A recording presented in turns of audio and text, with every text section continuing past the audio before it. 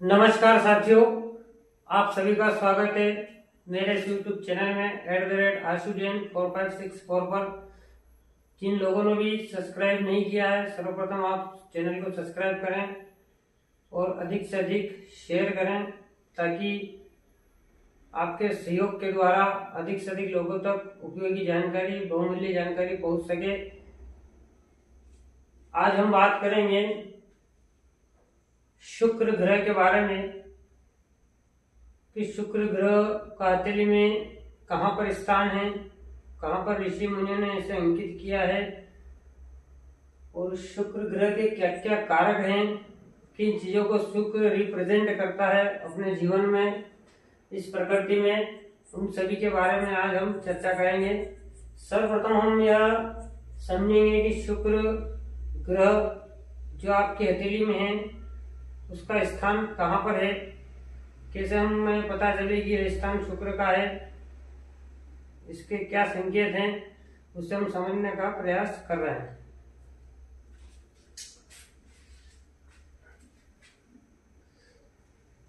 सर्वप्रथम आपके हाथ को, आप अपनी हथेली को देखें कि जो आपके हथेली में अंगुष्ठ की जगह है, 4 उंगलियां हैं जो 4 फिंगर जिसे हम कहते हैं, उसी के साथ एक अंगुष्ठ होता है जिसमें प्राण होते हैं, प्राण का निवास होता है।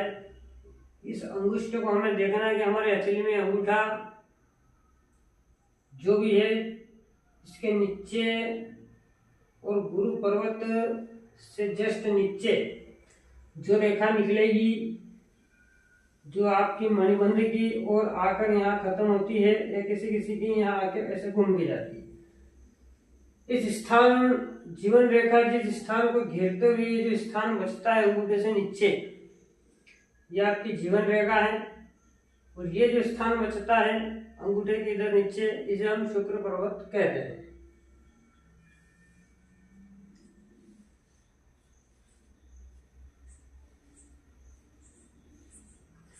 मंगल ग्रह के बारे में जब हमने पढ़ा है, जब हमने समझा है, तब वो मैंने आपको एक उच्च मंगल का जो आपके भारी और बुध पर्वत के नीचे मस्तिष्क रेखा से ऊपर जो स्थान बताया था, ये उच्च मंगल का।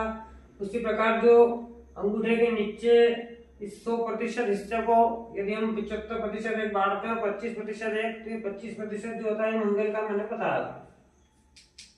इस मंगल के हिस्से को छोड़ने के बाद जितना भी हिस्सा, ये जो भी उभरा हुआ भाग होता है, इसे हम शुक्र पर्वत कहते हैं या शुक्र ग्रह का स्थान कहते हैं।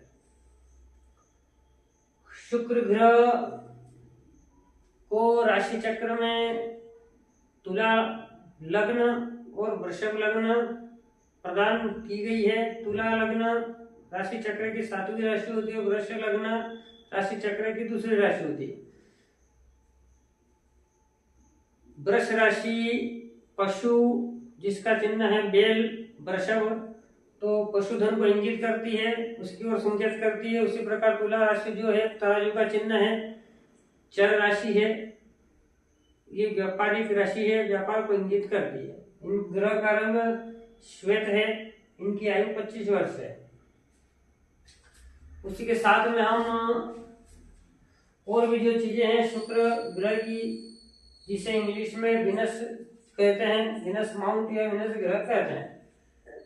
सर्वप्रथम शुक्र के अंतर्गत जो सबसे पहला संबंध है वो माया शब्द से है कि शुक्र को हम माया कहते हैं। माया कहना इसलिए उचित है क्योंकि जितनी भी चीजें व्यक्ति को जो मन से उलझन देती है या जिस कारण ये इस धरती पर जो जो चीजें व्यक्ति अपने जीवन में चाह करता है वो सब माया निर्मित होती है। उसी प्रकार जो शुक्र ग्रह है ये आपकी पूरी प्रकृति की माया को दर्शाते हैं कि व्यक्ति किस प्रकार लालच, लोभ, मद और मोह के चक्कर में अनेक संसाधनों के पीछे भागता है। परंतु जिनका शुक्र प्रबल होता है, अच्छी स्थिति में होता है, अनुकूल होता है, पत्रिका में उन्नत होता है, अच्छी डिग्री पर होता है, उच्च राशि में अगर होता है, तो ऐसे व्यक्तियों को इस धरा के जितने भी सुख है सभी प्राप्त होते हैं। इस शब्द के साथ माया शब्द के अंतर्गत सर्वप्रथम स्त्री आएगी। स्त्री शब्द जो है, प्रकृति जो है माया है, ईश्वर इससे अलग है। तो प्रकृति को अब माया समझना है, इसी प्रकार स्त्री को भी आपको माया ही समझना है। क्योंकि जिस प्रकार विवाह, जब व्यक्ति का विवाह आप ब्रह्मचर्य की स्थिति में होते हैं, उसी के बाद जब विवाह गृहस्थ आश्रम में आप शुरुआत करते हैं अपने जीवन की, उसी विवाह की शुरुआत के लिए आपको जीवन में स्त्री की आवश्यकता है ताकि आपकी वंश की वृद्धि हो सके। तो उसी के साथ जो स्त्री के साथ में चीजें, जीवन की घटना शुरू होती है, सभी माया के अंतर्गत आती है। इसी प्रकार माया शब्द का जो प्रथम अर्थ है प्रकृति में, प्रकृति शब्द स्त्रीलिंग है, उसी प्रकार स्त्री भी स्त्रीलिंग है शब्द। उसी के अंतर्गत स्त्री से संबंधित पत्नी हो सकती है।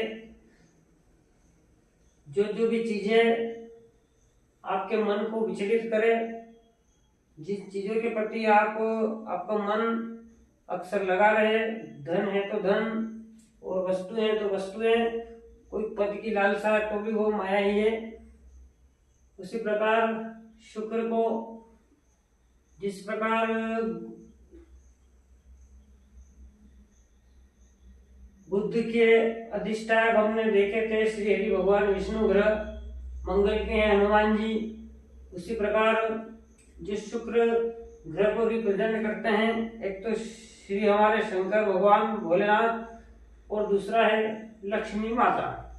इसलिए इस ग्रह को लक्ष्मी से संबंधित भी बताया गया है। जिनका शुक्र अच्छी स्थिति में होता है, उन्नत होता है, व्यवस्थित होता है, ऐसे लोगों को जीवन में धन की कमी नहीं होती। धरा के जितने भी सुख है सभी इन्हें अपने जीवन में प्राप्त होते हैं। उसी के साथ में जितना भी भोग है धरा का, अच्छे कर्मों का भोग है, गलत कर्मों का भोग है, अच्छे सुखों का भोग है, जितना भी है, ये जो आप कर्म अपने कर्मों के अनुरूप फल देख रहे हैं, समझ रहे हैं, कर्मों के परिणाम को भुगत रहे हैं,